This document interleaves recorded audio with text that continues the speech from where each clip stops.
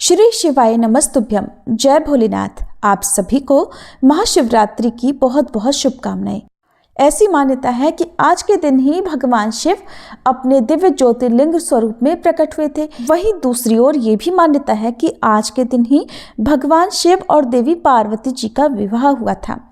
भक्त इस दिन उपवास रखकर भोलेनाथ की कृपा पाने के लिए सच्चे मन से पूजा करके कथाओं का श्रवण करते हैं। तो आज की इस वीडियो में आपको महाशिवरात्रि व्रत की मुख्य कथा के साथ साथ 4 पहरों में सुनी जाने वाली कथाएं भी सुनाने वाले हैं, क्योंकि भक्त 4 पहर में विधि विधान से शिवलिंग का अभिषेक करके पूजन करते हैं, रात्रि जागरण करते हैं। ऐसे में आज की ये कथाएं आपके रात्रि जागरण को और भी साकार करने वाली हैं। आप सब भी श्रद्धा और धैर्यपूर्वक इन कथाओं को पूरा अवश्य सुनिएगा। सबसे पहले सुनते हैं महाशिवरात्रि व्रत की प्रमुख कथा। शिव पुराण में वर्णित कथा के अनुसार प्राचीन काल में चित्रभानु नाम का एक शिकारी था। जानवरों की हत्या करके वह अपने परिवार का पेट पालता था। वो एक साहूकार का कर्जदार था, लेकिन उसका ऋण समय पर नहीं चुका पाया। तब क्रोधित होकर साहूकार ने शिकारी को शिव मठ में बंदी बना लिया।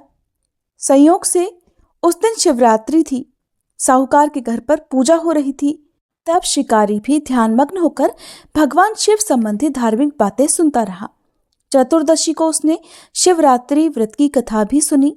शाम होते होते साहूकार ने उसे अपने पास बुला लिया और ऋण चुकाने के बारे में बात की। तब शिकारी ने अगले दिन साहूकार का सारा कर्ज चुका देने की बात की। तब साहूकार ने उसे बंधन से मुक्त कर दिया। अपनी दिनचर्या की तरह वह शिकारी जंगल में शिकार करने के लिए निकला, लेकिन दिन भर बंदी गृह में रखने के कारण वह भूख प्यास से व्याकुल था। शिकार ढूंढता हुआ वह बहुत दूर निकल आया।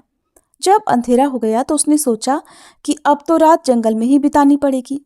तब वह उस जंगल में एक तालाब के किनारे एक बेल के पेड़ पर चढ़कर रात बीतने का इंतजार करने लगा। बेल के पेड़ के नीचे एक शिवलिंग था जो बेलपत्र से ढका हुआ था। शिकारी को इस बात का पता नहीं चला। पड़ाव बनाते समय उसने जो टहनियां तोड़ी वे संयोग से उस शिवलिंग पर गिरती चली गईं। इस प्रकार दिन भर भूखे प्यासे शिकारी का व्रत भी हो गया और शिवलिंग पर बिल्वपत्र भी चढ़ गए। एक पहर रात बीत जाने पर एक गर्भिणी हिरनी तालाब पर पानी पीने पहुंची। शिकारी ने उसे देखा तो धनुष पर तीर चढ़ाकर जैसे ही डोरी खींची, हिरनी बोल उठी, मैं गर्भिणी हूं, जल्दी ही बच्चे को जन्म दूंगी। तुम एक साथ इस तरह 2 जीवों की हत्या करोगे जो ठीक नहीं है। मैं अपने बच्चे को जन्म देकर जल्दी ही तुम्हारे सामने आ जाऊंगी, तब तुम मुझे मार लेना। शिकारी ने प्रत्यंचा ढीली कर दी और हिरनी भी देखते ही देखते जंगली झाड़ियों में गायब हो गई। डोरी ढीली करने और चढ़ाने के वक्त कुछ बेलपत्र अनायास ही टूटकर शिवलिंग पर गिर गए।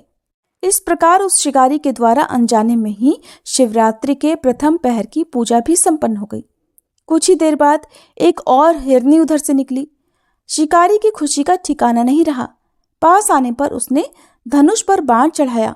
तब उसे देखकर हिरनी ने विनम्रतापूर्वक निवेदन किया, हे शिकारी, मैं थोड़ी देर पहले ऋतु से निवृत्त हुई हूँ, कामातुर विरहिणी हूँ, अपने प्रिय की खोज में भटक रही हूँ।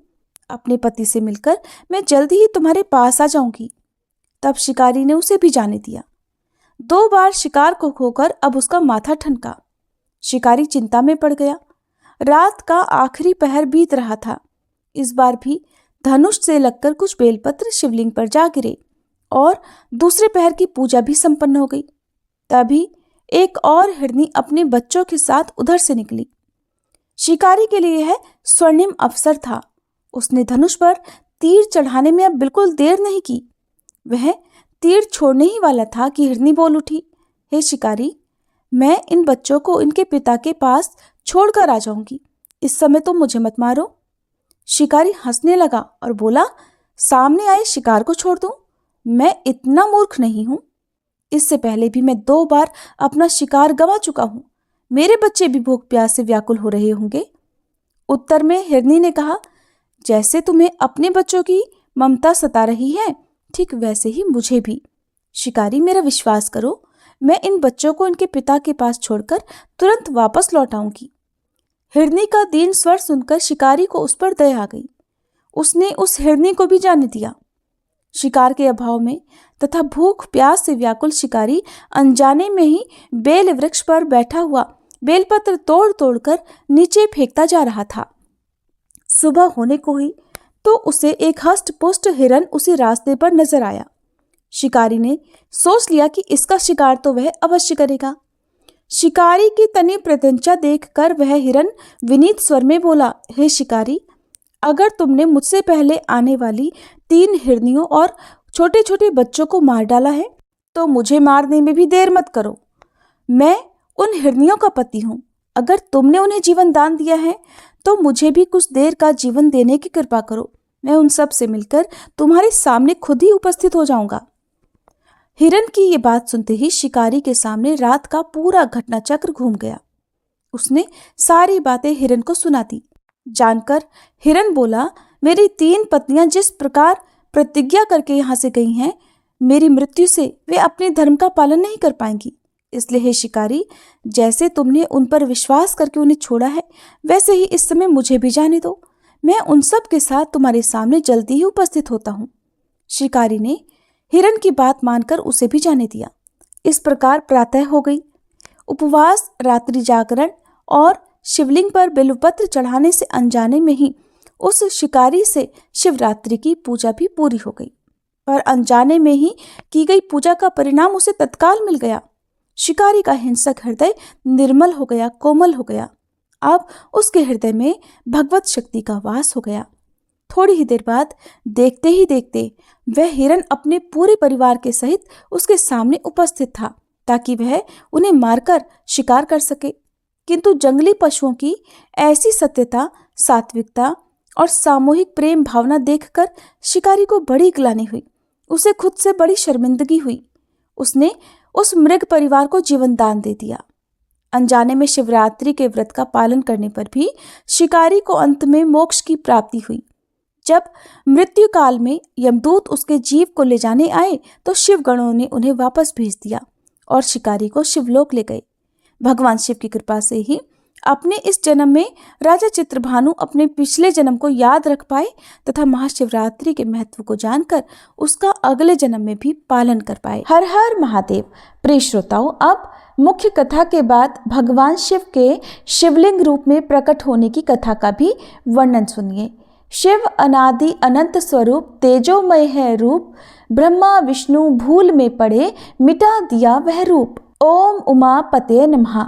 प्राचीन काल की बात है, जब ब्रह्मांड में केवल सृष्टि के कर्ता भगवान ब्रह्मा और पालनहार भगवान विष्णु ही सक्रिय थे।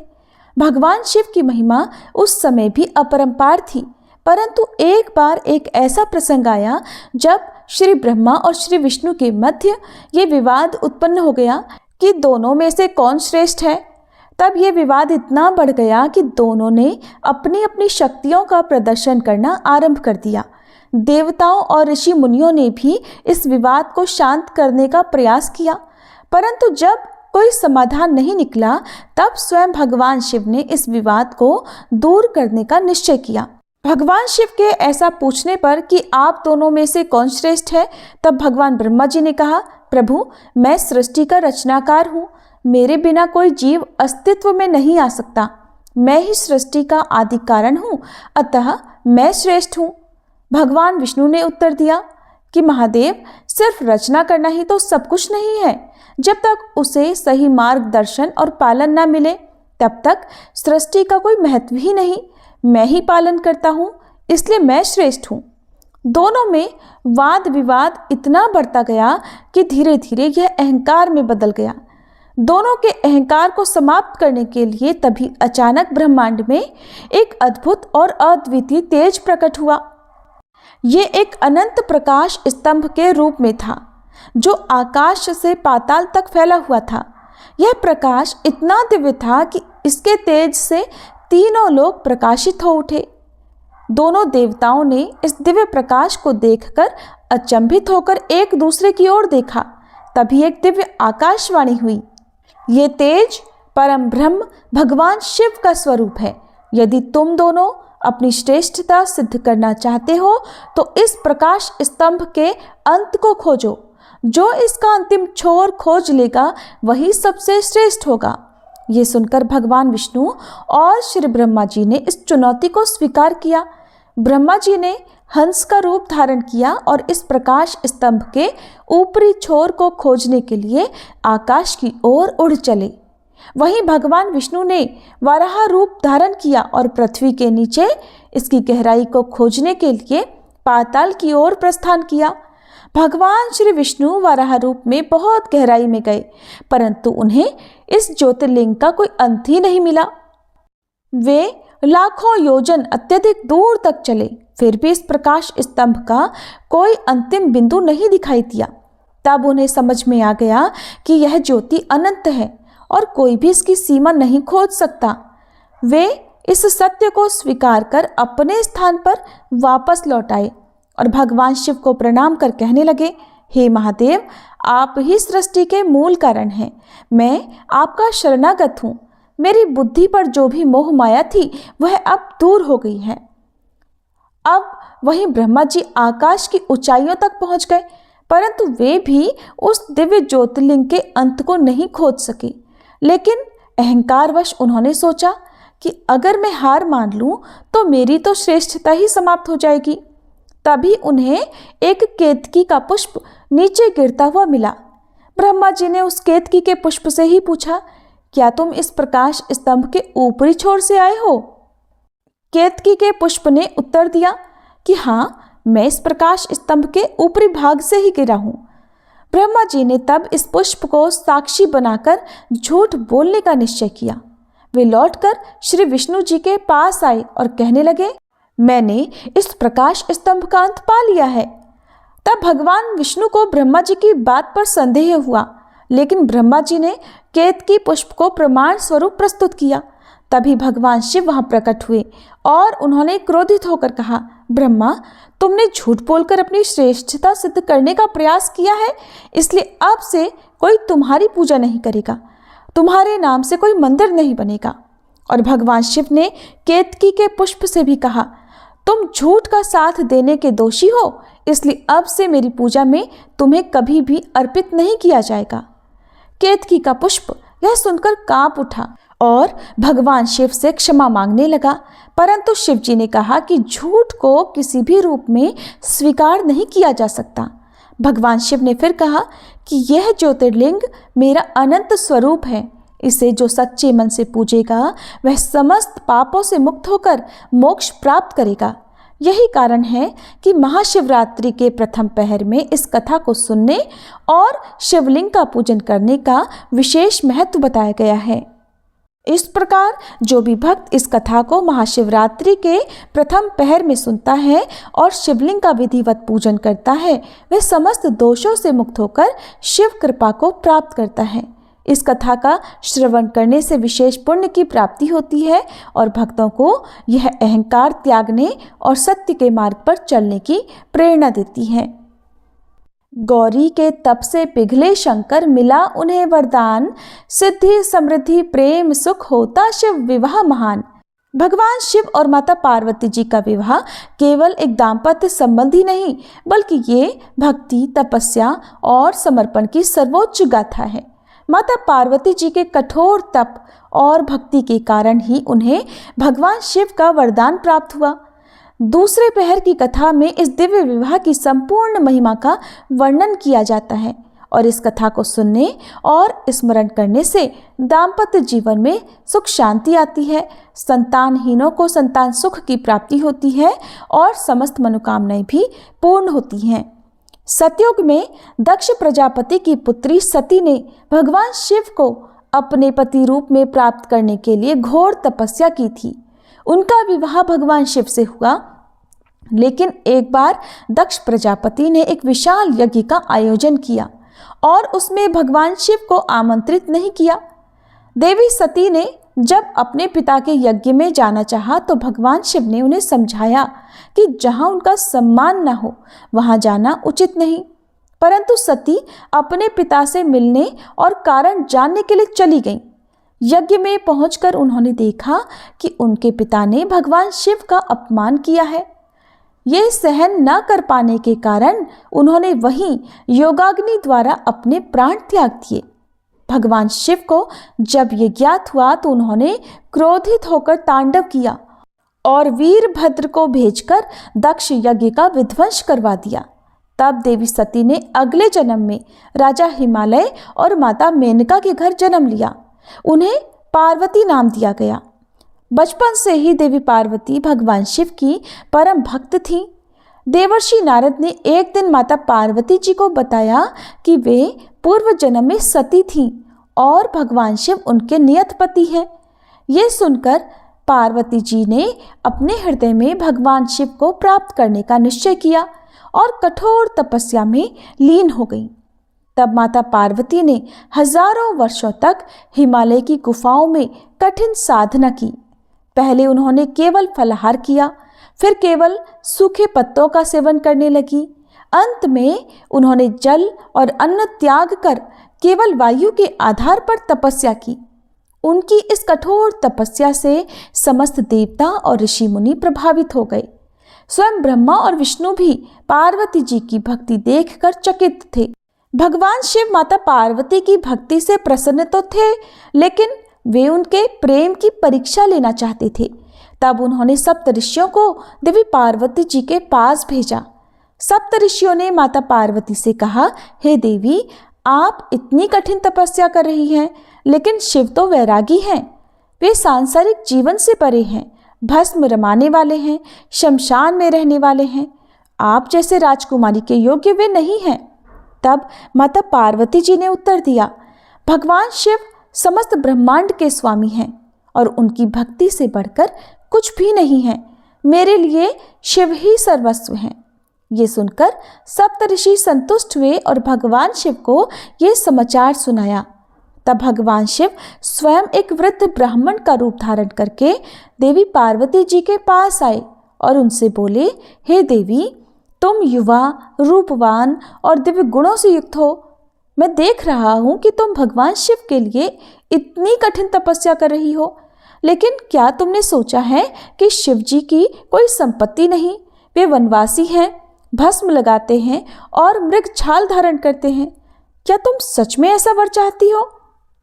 माता पार्वती जी ने उत्तर दिया, हे ब्राह्मण देव, आप चाहे जो कहें, लेकिन मेरे लिए तो शिव ही सब कुछ हैं। उनके बिना मैं जीवन की कल्पना भी नहीं कर सकती। तभी भगवान शिव अपने वास्तविक रूप में प्रकट हुए और माता पार्वती जी से बोले, हे देवी, तुम्हारी भक्ति और तपस्या से मैं प्रसन्न हूँ। मैं तुम्हें अपनी अर्धांगिनी के रूप में स्वीकार करता हूँ। माता पार्वती जी ने बड़ी प्रसन्नता से मुस्कुराते हुए भगवान शिव के चरणों में प्रणाम किया। जब भगवान शिव ने विवाह का निश्चय किया तो सभी देवी देवताओं और ऋषियों में आनंद छा गया। परंतु जब भगवान शिव की बारात प्रस्थान करने लगी तो यह अन्य विवाहों से बिल्कुल भिन्न थी। बारात में भूत, प्रेत, पिशाच, नाग, योगी और अघोरी शामिल थे। भगवान भी स्वयं भस्म रमाए हुए, गले में नाग धारण किए हुए और बैल पर सवार होकर निकले। इधर माता पार्वती जी की माता मैना जब ये बारात देखने लगी तो चिंतित हो गई। तब भगवान शिव अपनी माया से सुंदर स्वरूप धारण कर लेते हैं और माता पार्वती जी से विधिवत विवाह करते हैं। भगवान शिव और माता पार्वती जी के इस विवाह से ये सिद्ध होता है कि सच्चे प्रेम और समर्पण से भगवान भी प्रसन्न होकर कृपा बरसाते हैं। महाशिवरात्रि के द्वितीय पहर में इस कथा को सुनने से दाम्पत्य जीवन सुखमय बनता है। जो व्यक्ति विवाह में समस्याओं का सामना कर रहे हो, उन्हें तो इस कथा को अत्यंत श्रद्धा से सुनना चाहिए। जिन कन्याओं का विवाह नहीं हो पा रहा हो, वे माता पार्वती जी का व्रत करें और इस कथा का श्रवण करें। यह पावन कथा समस्त दुखों और कष्टों को दूर करने वाली मानी गई है। हर हर महादेव। महाशिवरात्रि की शुभ बेला में अब हम सभी तीसरे पहर की कथा को सुनकर भगवान शिव की कृपा प्राप्त करें। राक्षस तप से वर पाए, शक्ति का अभिमान, शंकर शरण गहे विष्णु की, सजे नटवर भान। हर हर महादेव। भगवान शिव तो करुणा के सागर हैं। वे अपने भक्तों की हर इच्छा पूर्ण करने वाले हैं, लेकिन कई बार असुर उनकी तपस्या से प्रसन्न कर वरदान प्राप्त कर लेते हैं और उसका दुरुपयोग करते हैं। ऐसा ही एक प्रसंग भस्मासुर के साथ घटित हुआ, जिसने भगवान शिव को स्वयं संकट में डाल दिया। ये कथा भगवान शिव और भगवान श्री विष्णु के अटूट प्रेम की भी गाथा है। जब भगवान शिव संकट में आए तो भगवान विष्णु ने मोहिनी रूप धारण कर उन्हें बचाया। ये कथा हमें सिखाती है कि अहंकार और शक्ति का दुरुपयोग स्वयं के विनाश का कारण बन सकता है। प्राचीन काल में शंखचूर्ण नामक असुर के वंश में भस्मासुर नामक राक्षस उत्पन्न हुआ। वह अत्यंत बलशाली और अहंकारी था। उसे अपने बल का बहुत गर्व था, लेकिन वह अमरत्व की शक्ति प्राप्त करना चाहता था। भस्मासुर ने घोर तपस्या का निश्चय किया और कैलाश पर्वत पर जाकर भगवान शिव की उपासना में लीन हो गया। उसने हजारों वर्षों तक कठिन तपस्या की। पहले उसने अन्न जल का त्याग किया, फिर वह अपने शरीर की ही बलि देने लगा। अंत में उसने अपना शीश काटने का निश्चय किया। उसकी कठोर तपस्या देखकर भगवान शिव अत्यंत प्रसन्न हुए और तुरंत प्रकट होकर बोले, वत्स, मैं तुम्हारी तपस्या से प्रसन्न हूँ, वर मांगो। भस्मासुर ने भगवान शिव से कहा, हे महादेव, मुझे ऐसा वरदान दीजिए कि मैं जिसके सिर पर हाथ रख दूं वो तुरंत भस्म हो जाए। भगवान शिव, जो अपने भक्तों की हर इच्छा पूर्ण करने वाले हैं, उन्होंने बिना देरी किए ये वरदान अपने भक्त भस्मासुर को सहर्ष दे दिया। अब जैसे ही भस्मासुर ने ये वरदान प्राप्त किया, उसके मन में एक कपटपूर्ण विचार आया। सोचने लगा, अगर मैं स्वयं शिवजी पर ही ये वरदान आजमाऊं, तब तो मैं त्रिलोक का स्वामी बन जाऊंगा। भस्मासुर ने तुरंत भगवान शिव पर ही यह शक्ति आजमाने का निश्चय किया और उनकी ओर दौड़ पड़ा। भगवान शिव ये देखकर अत्यंत आश्चर्यचकित हुए। वे जानते थे कि उनका दिया हुआ वरदान अटल होता है, उसे कोई रोक नहीं सकता। अब तो उनके लिए एकमात्र उपाय बचा था भागना। अब भगवान शिव तीनों लोकों में दौड़ने लगे। वे कैलाश से सीधे पाताल लोक गए, फिर वे स्वर्ग और धरती पर भागते रहे। ब्रह्मा जी के पास गए, लेकिन वे भी उनकी सहायता करने में असमर्थ थे। भस्मासुर भी इधर शिव जी के पीछे पीछे दौड़ रहा था। उसने निश्चय कर रखा था कि शिव जी को भस्म करके वह स्वयं अमरत्व प्राप्त करेगा। तब भगवान शिव ने अंत में भगवान विष्णु की शरण लेने का निश्चय किया। वे क्षीर सागर पहुंचे और भगवान विष्णु से अपनी समस्या कही। भगवान विष्णु शिव जी की संकट की बात सुनकर मुस्कुराए। कहने लगे, महादेव, चिंता मत कीजिए, मैं इस असुर का अहंकार मिटा दूंगा। तब भगवान विष्णु ने मोहिनी रूप धारण किया। मोहिनी रूप में वे अपार सौंदर्य से युक्त दिव्य नारी बन गए। उनका रूप ऐसा था कि कोई भी उन पर मोहित हो सकता था। जब भस्मासुर शिव जी को खोजता हुआ वहां पहुंचा तो उसने मोहिनी को देखा और मंत्रमुग्ध हो गया। मोहिनी ने मुस्कुराते हुए कहा, हे भस्मासुर, तुम बहुत बलशाली और वीर लगते हो। बाकी सब तो ठीक है, लेकिन क्या तुम मेरे समान सुंदर नृत्य कर सकते हो? भस्मासुर, जो पहले ही मोहिनी पर मोहित हो चुका था, तुरंत नृत्य करने के लिए तैयार हो गया। अब मोहिनी ने नृत्य करना प्रारंभ किया। भस्मासुर भी उनके साथ साथ नृत्य करने लगा। मोहिनी ने धीरे धीरे हाथ उठाकर अपने सिर पर रखा। भस्मासुर भी अंधाधुंध उनकी नकल करता रहा। जैसे ही उसने अपने सिर पर हाथ रखा, वरदान के प्रभाव से वह स्वयं उसी जगह पर भस्म हो गया। ये देखकर भोलेनाथ तो बड़े प्रसन्न हुए और भगवान विष्णु की स्तुति करने लगे। कहने लगे, हे नारायण, संकट के समय आपने मेरी रक्षा की। हम दोनों का प्रेम अविनाशी है। भगवान शिव और भगवान विष्णु का प्रेम अद्भुत और अलौकिक है। इस कथा से सिद्ध होता है कि अहंकार विनाश का कारण बनता है। शक्ति का दुरुपयोग स्वयं के लिए घातक होता है। भगवान विष्णु और शिव जी में कोई भेद नहीं, वे परस्पर पूरक हैं।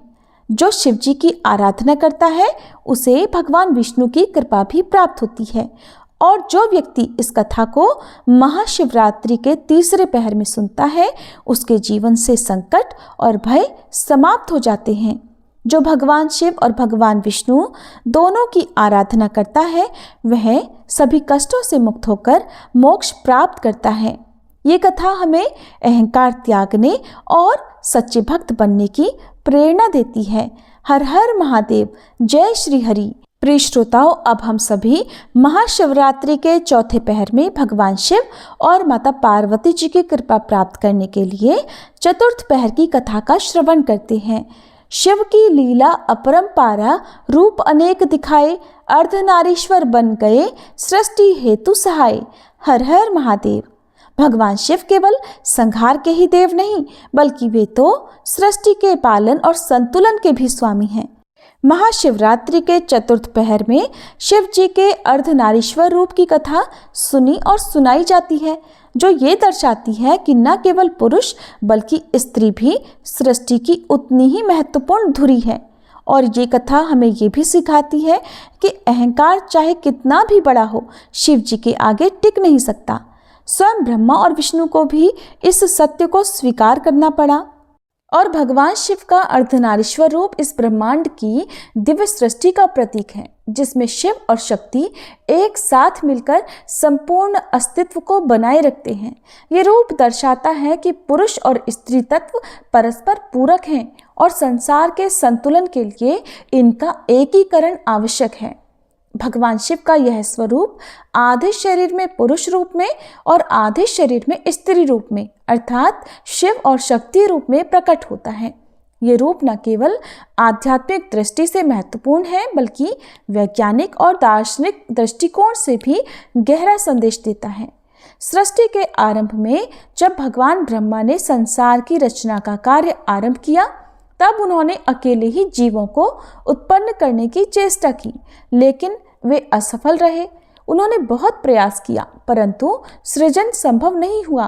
तब भगवान ब्रह्मा जी ने भगवान शिव की उपासना की और उनसे इस समाधान की याचना की। भगवान शिव ने प्रकट होकर कहा, हे ब्रह्मा, सृजन तभी संभव होगा जब पुरुष और स्त्री दोनों का समावेश हो।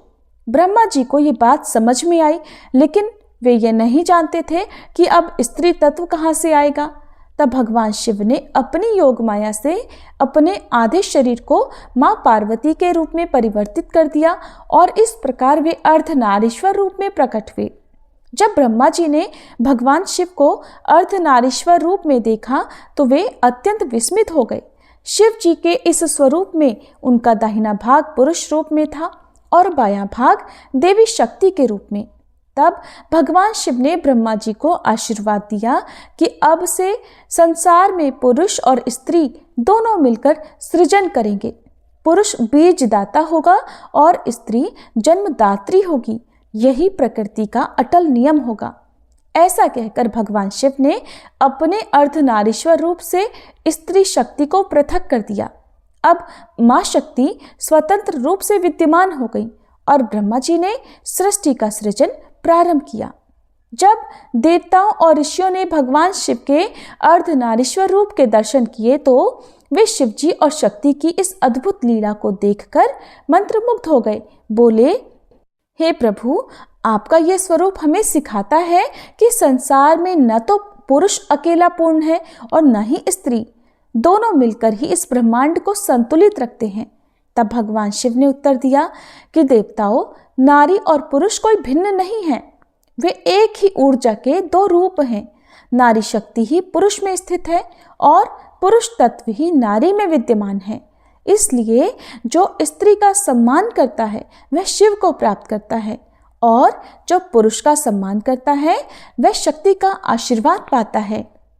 इस प्रकार शिव और शक्ति एक दूसरे के बिना अधूरे हैं। शक्ति शिव की क्रिया है और शिव शक्ति का आधार है। संसार में पुरुष और स्त्री दोनों समान रूप से महत्वपूर्ण हैं। दोनों के बिना जीवन संभव नहीं। इस प्रकार जो भी भक्त भगवान के अर्धनारीश्वर रूप की आराधना करता है, उसे जीवन में संतुलन, प्रेम और आध्यात्मिक उन्नति प्राप्त होती है। अगर पति पत्नी इस स्वरूप की उपासना करें तो उनके बीच अटूट प्रेम और समझ बनी रहती है।